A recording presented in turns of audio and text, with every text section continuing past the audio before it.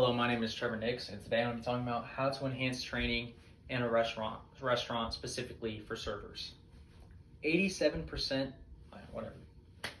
Hello, my name is Trevor Nix, and today I'm going to be talking about how to enhance training at a restaurant specifically for servers. So 87% of millennials say training and development is crucial to the job. On top of that, 40% of servers who receive poor training leave within the first year. And on top of that, $2,171 is the average cost to replace a front of the house employee. So that is expensive for the restaurant. And the problem with this is servers with bad training lead to bad reviews, which lead to less customers, which leads to less money for the company to be making. And on top of this, the servers are just probably not having good serving skills, and they're probably getting poor tips on top of that. So now the employee and the business is both hurting from bad training. So training can be improved by implementing the following: hire servers with experience, creating a training guide, and pay for external training. So let's take a look at how these options can improve the training at a workplace. So hiring experienced servers. Obviously, these servers are going to come in with experience in serving, and so they're going to already have the serving skills down, for the most part, more than likely, right? 9 out of 10 times they're going to have the serving skills down. The problem is they're not going to know the restaurant-specific tasks. So this is different from every single restaurant. All restaurants usually have side work for the servers to do, but the thing is it may differ from restaurant to restaurant. So for one, rolling silverware, at one restaurant, the hosts and the hostesses may roll the silverware, but at this new restaurant, the servers may roll the silverware.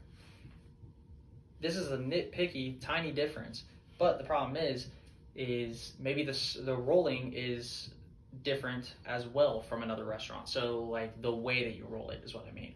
So if you go to Longhorns, you're gonna get that nice presentation of silverware when you first get sat, but if you go to a cheaper restaurant, it may look a little different. So these are like little tiny training differences, but they are important and they take time to teach people. So however, this is not the only solution to training. It should not be the only one looked at. Next, we can look at creating a training guide. So these are timely, but they are efficient. So these take about a week and a half to make. And every now and then you may have to tweak it or change it up just a little bit, but it won't take much time. And once you've made it, it's pretty much set in stone. So every time you get a new employee come in, you just give them the training guide, pretty much set them up with what they're supposed to be doing, and you need a qualified trainer that can help this employee. So this training guide pretty much lays out all the rules and the roles of the company. So the roles may be different for the server. So how to know if you're going to be closing the restaurant that night, or how to know how to do certain stations, like the beverage station, how to close down the beverage station every single night, or how to fix up the paper station and make it look nice every single night. Just these little tiny rules are important for every server to learn, and they may differ from every single restaurant. They probably do differ from every restaurant. On top of that, the rules are important. So maybe when you go up to a table, you're supposed to say a certain sentence like, "Hey, welcome to Longhorns. How may I serve you today?" Or another rule is what to do if you have a upset customer. Every company may not have a rule for that, but it is pretty important to know. So just different rules and roles are important, and that'll be included in the training guide, as well as kind of a schedule of the training and what's going to be happening, so that the new employee can set aside time and prepare to complete this training.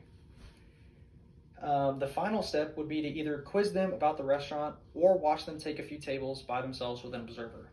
So you can quiz them and ask them a few questions like I said earlier, what do you do if a customer is upset with the service or the food? Maybe ask them about what sides come with a certain entree. And so the other option that I laid out was that you could have them be observed, more than likely by your qualified trainer, and take a few tables for a single night and see how they do. The qualified trainer is pretty much just there to help them with any questions, or if they notice that the new server is doing anything incorrect, they can help them and explain what to do how to do it right the next time. Which leads me to my last recommendation, which is pay for external training. So these types of training are great for servers to learn the basics, because this whole company's purpose is to know what skills are needed for whatever job you're applying for and how to enhance those skills so that when you get this job, you are above others that haven't maybe had external training. So this is a very good thing. It is expensive, and the difference with this is you may not learn all the tasks of the restaurant. So this company is not a company for you only. They work for lots of different restaurants. So the difference here is that this company is not going to be teaching the server those nitpicky things, kind of like how these higher experienced servers have the same problem. This company doesn't know how much it costs to sub bacon on a burger at your specific restaurant, or how much it costs to sub different sides at your specific restaurant. So they don't know all the specifics about your restaurant specifically, and so after this external training, you're still going to need to train them just a little bit more. So out of these three, this one pretty much, after it is done, that is all the training that server needs. These other two are very good, but you will still need to train them yourself once they get there. I mean, like this one, you do have to train them yourself, but instead of focusing on these two, you can focus on this one and just have that one and done. Now that all of these recommendations are laid out, let's review. So overall, I've discussed the different approaches to enhance the training at a restaurant.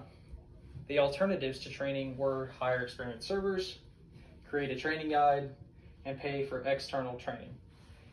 If your restaurant does not have training set up or very limited training, review these three alternatives to help boost the performance of the servers you hire at your restaurant, which will lead to better reviews and more happy customers. Thank you.